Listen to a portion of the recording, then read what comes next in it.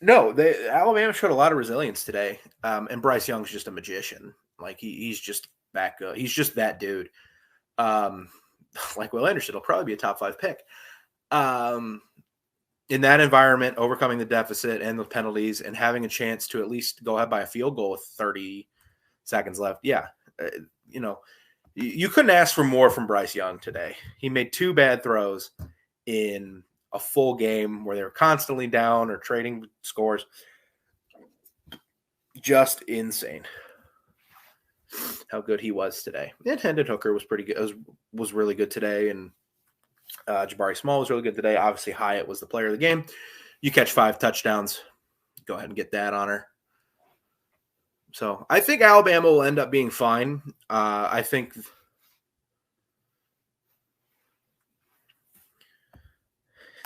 okay to admit you were wrong about Aiden Hutchinson having more tackles for a loss than Will Anderson. Tennessee's O-line's great, and they get the ball out quick, so there's no real chance for pass rushing opportunities. And when there are, they do a great job because, it's just a great offense. Alabama, I think, will be fine. They're going to rematch in Atlanta, potentially, which could be a lot of fun.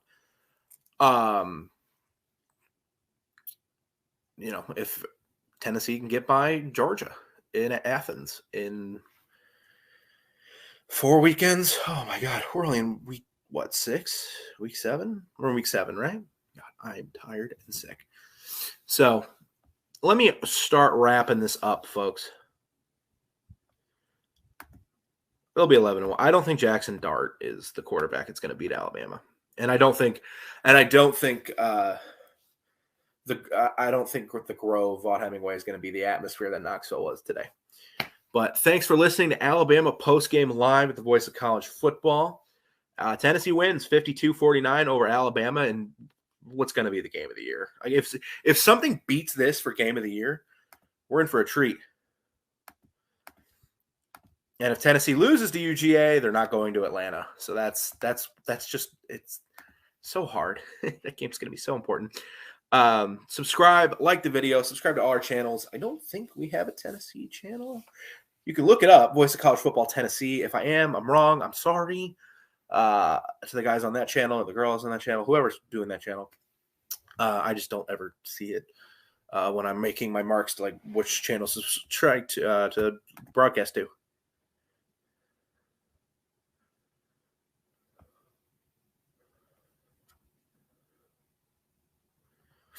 So here's my final point. Here's what I'll say about Tennessee.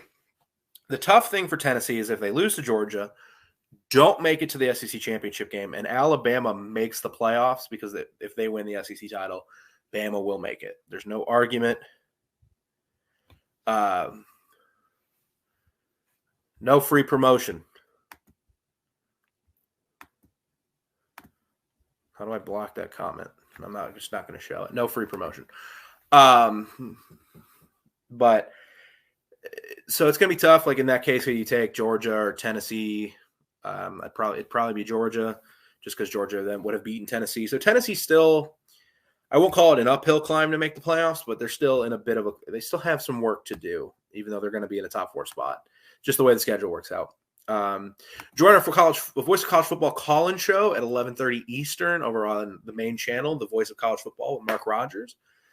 Join our Patreon, join our Discord, search Mark Rogers TV. Join our Patreon, and then you get to go into our Discord where all we do is talk about college football. Just a bunch of nerds. I'm in year like 20 of an NCAA 14 dynasty that I've done in like 2 months because I suck, and that's all I do besides work and watch sports.